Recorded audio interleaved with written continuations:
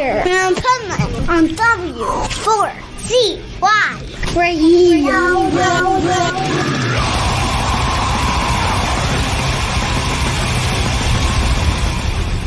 Wake up, America! It's time for the Adventures of Pipeman on W4CY.com, West Palm Beach's #1 internet radio station. Here's your host, the Pipeman.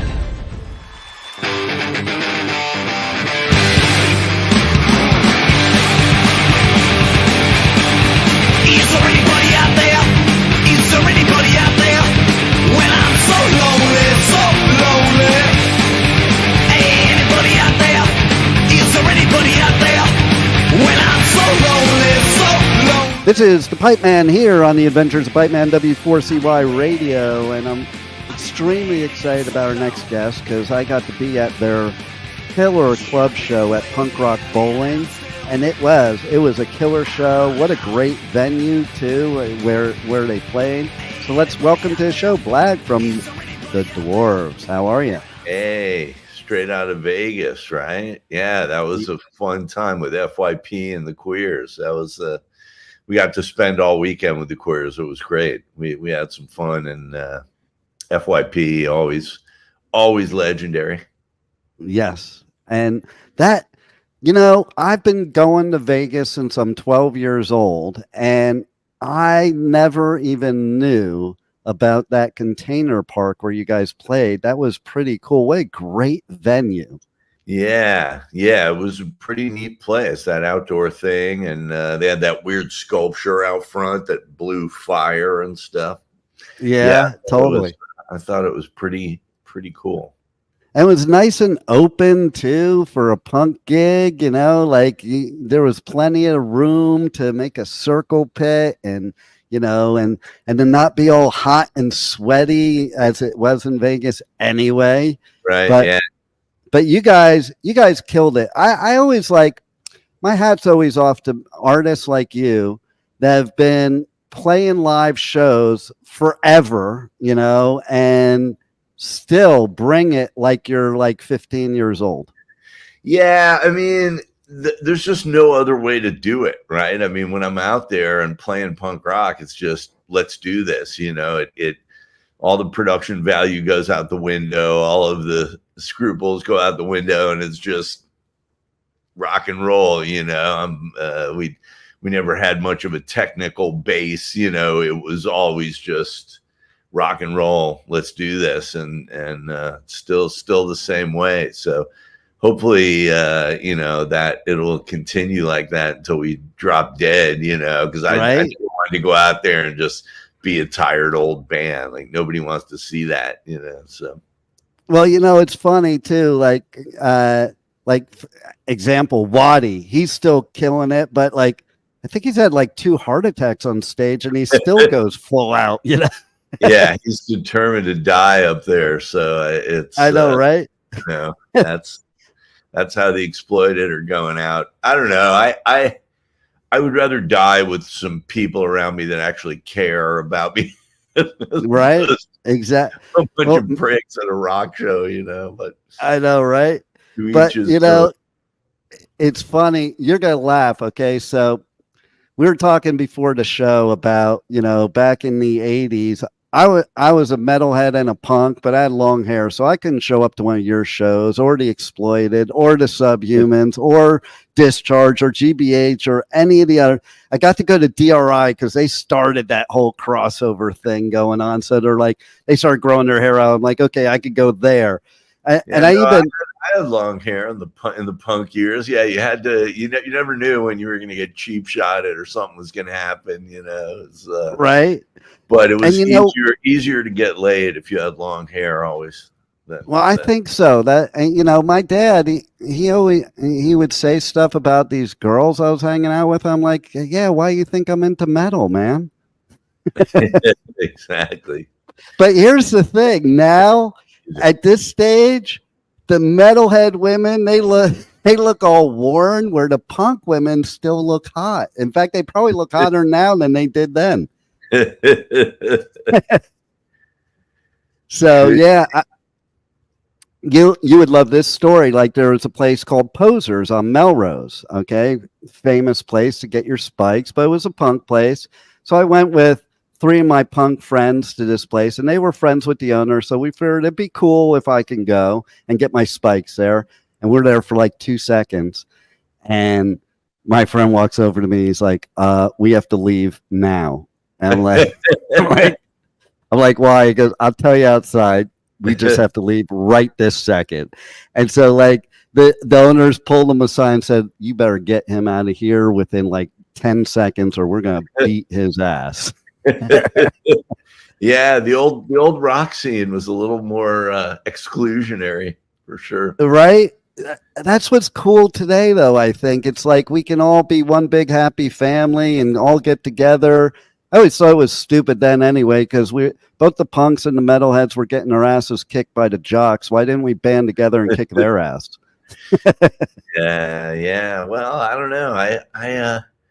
I never had too much problem. I was always a pretty big guy and made it work. But you never knew back then, like what was gonna jump off, you know. No doubt. But yeah, I mean, but you guys at Punk Rock Bowling at that show, I mean, it might as well have been the 80s. The kind of energy and the show you brought there, like that's kind of what I miss. Even these young kids nowadays, they seem like they're tired already at 22. Well, you know, we have a young drummer, Snoop Hawk, and we actually met him, got to be like 13, 14 years ago at Punk Bowling. You know, he was like 12 years old singing along to every song. I brought him up on stage. He sang a bunch of songs. And then years later, he came in on drums, you know. So that's cool. He's got a cool origin story from Punk Rock Bowling. And we've been going there for a long time and making rock happen. So, you know. I love it. What a great festival too. Like I do festivals all over the US, UK, and Europe, and I think Punk Rock Bowling is one of the coolest festivals because it just like it invades downtown Las Vegas. And I think when I was talking to Dick from the Subhumans, he's the one that said, yeah, the punk rockers overtaking downtown Vegas is making it look normal. Because the punks are more normal than what's normally there. And the club shows. Lots of fake tits and bad hamburgers. And, you know. Exactly. I like to go to Vegas when I'm getting paid for it. I have a good time there, you know, but if I have to go there for my amusement, it's usually a little rougher. Yeah, well, if I go there for my amusement, I call it's like my bank that I can only make deposits that I never withdraw. Like, thank God I was busy at the festival because as I'm walking by the crap table and it's calling my name, I'm like, no, I gotta go do interviews. But all those club shows, the festival, the bowling, like the whole thing, what a concept. Because, you know, you play a lot of festivals. Some it's just like, hey, you know, you play and it's a cool festival and all that. But this has this like different flavor to it. Yeah, I know. And I sometimes, I rarely play acoustic, but I'll do it at Punk Bowling. And I've done these long kind of marathon lounge shows and stuff. So I'll stretch out and do stuff I don't normally do. Nice. Just because it's Punk Bowling and, you know, it's a good setup. You know, people are real diehard fans and I love going out there. So I love it.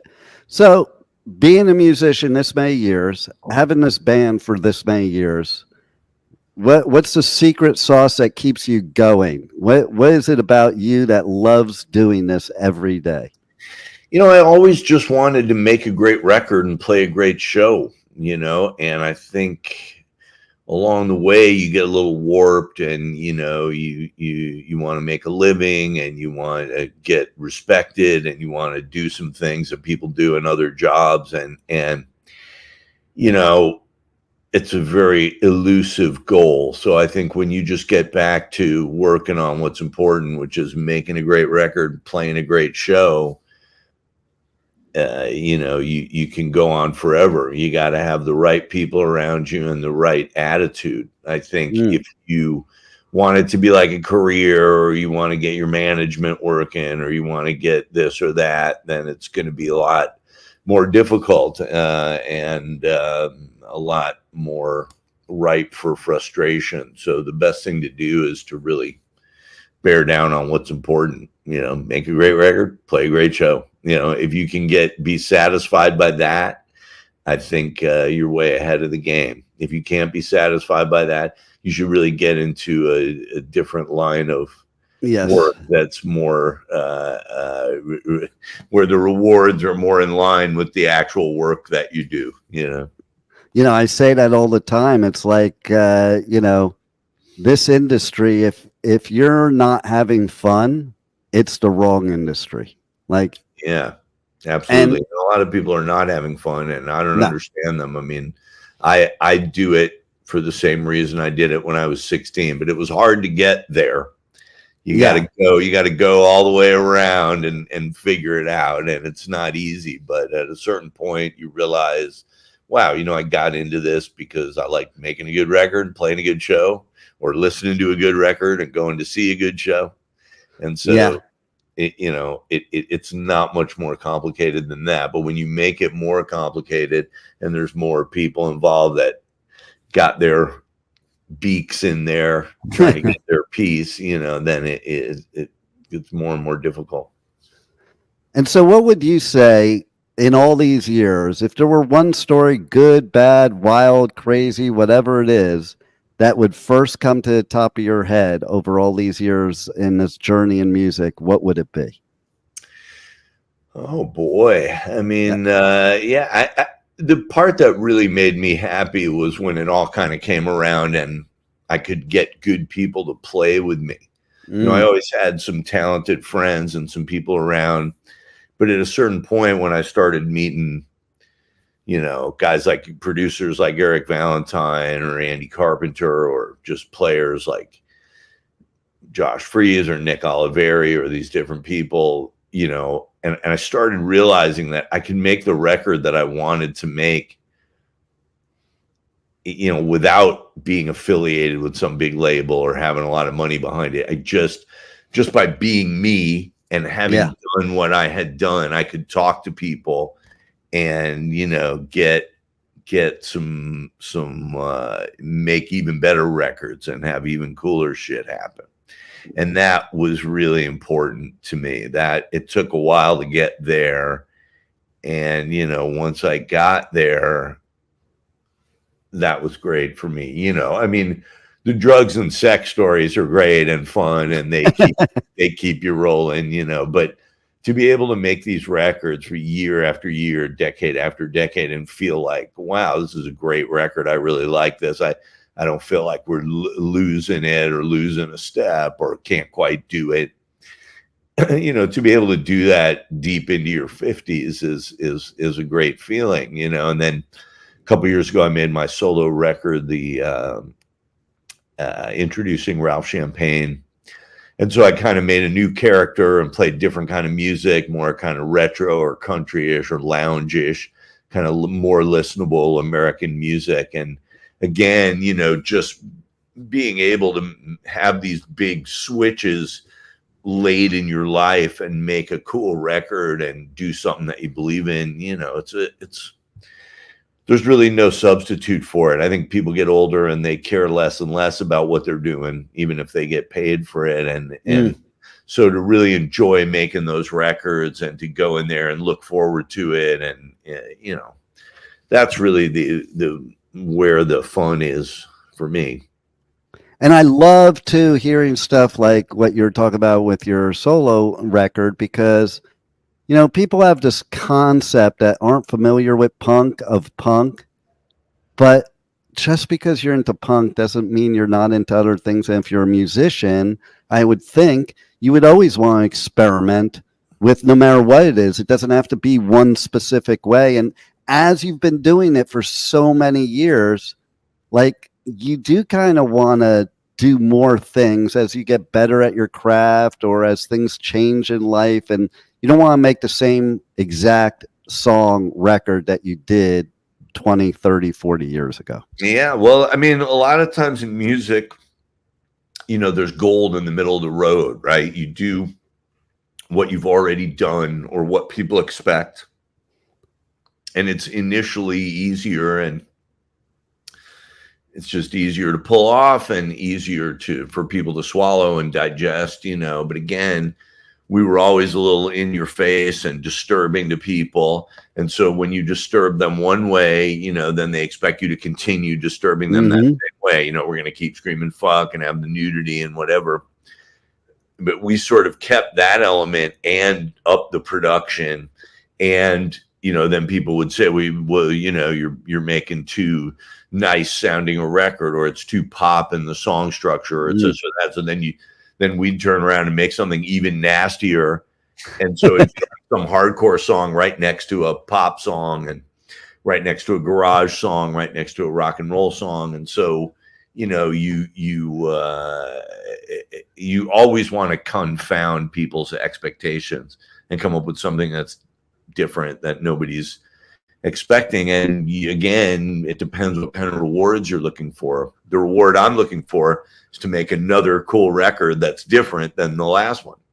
But if but if you're looking for just to have your old fans still like you and everything hang on the way it is, then you just keep making the same record over and over. And in punk, they do that a lot.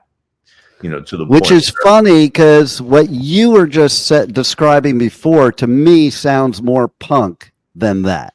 Like, right, exactly. I mean, the Beatles were a great punk band in my mind because they never stopped making an interesting record, and they always kept throwing in new elements every time. You thought you knew what they sounded like. When they went psychedelic, everybody thought it was going to be the death of their career, and then they kind of went more kind of Laurel Canyon acoustic-y, and everybody thought that was going to be the end. And if you have to try and do every new division well, you got to, it's not enough to just go, well, now I got an acoustic guitar and a hat on, so I guess I'm country, or whatever. It's important that you kind of suspend your disbelief and really try and make not just a different kind of record, but a great record. And not just a different kind of a show, but a great show, and you could sort of try and deliver that as best you can, but punk can be very reactionary and can just hang on to its same thing. And that never interested me. I don't come from California. Punk was never, the popular thing. I came from Illinois. People would throw shit at you if you looked that way, or if you were walking down the street. I mean, there was a lot of these bands still bigger in the punk scene. It was like punk was the biggest thing when they went to high school, and then they just kind of kept going. It's like that. Yeah. I don't know that world at all. It's all, to me, you just find your own way. You're your own manager. You're your own producer, you're your own songwriter, and you figure stuff out. And then, along the way, more and more good people started coming into the orbit, and we could do more and more interesting stuff, I love it. Tell everybody how they can reach out to you guys on the web, on socials, get all your merch, shows, all that good stuff. Yeah, well, if you go to thedwarves.com, then you can't go to dwarves.com because that brings you like elves and wizards and shit. But if you go to thedwarves.com, you get us. So there's all kinds of nudity and all kinds of cool shit, and you can order records and all kinds of merch and all that stuff. You just go to thedwarves.com and you'll find our social media. We're up on Instagram, and they're always warning us about this or that, but we're up on Facebook, Twitter, and whatever they got. Love it. And so is there anything else you have upcoming that you want the listeners to know about before we go? Well, yeah, there's the Dwarves concept album came out in November, and that was quite successful. People liked it a lot, and it was really, kind of a return to the, Dwarves Must Die era. Lots of weird production, lots of weird different genres, lots of guests, lots of different people. And so we got an EP coming out, 7 brand new songs, and then a couple of remixes from the concept album. So that's called The Dwarves Keep It Real. And of course, it's got a great cover, beautiful girl, and all this kind of stuff. So that's coming out in late June. So you want to look for the Keep It Real mini LP. And then, you know, we'll be in Europe in July and August. We'll be supposed to be in Australia in November. That should be fun. And so, yeah, there's a few things on the horizon and some cool records. Another really cool one is that we went back and got, you know, Blood, Guts, and Pussy was our first sort of notorious record from 1990. We went back and got the recordings that we made right before that. We went into the studio and just did a lot of the material that became Blood, Guts. We just performed it live in the studio, no overdubs. And so that stuff is finally going to get released now, something like, you know, close to 40 years later. So that's going to be neat. It's coming out as Sunshine, Lollipops, and Rainbows. So that should be out next year. So, yeah, always finding cool stuff in the vault and doing new stuff. Well, I love hearing stuff like this because, man, you're just keeping it alive and still bringing great art to us. And thanks for doing it. Thanks for being at Punk Rock Bowling, and thanks for being on the Adventures of Pipeman. Well, thanks for talking to me. We will talk to you, Pipe Man. Pipe on. Hit that pipe. You got it. Thank you for listening to the Adventures of Pipeman on W4CY Radio.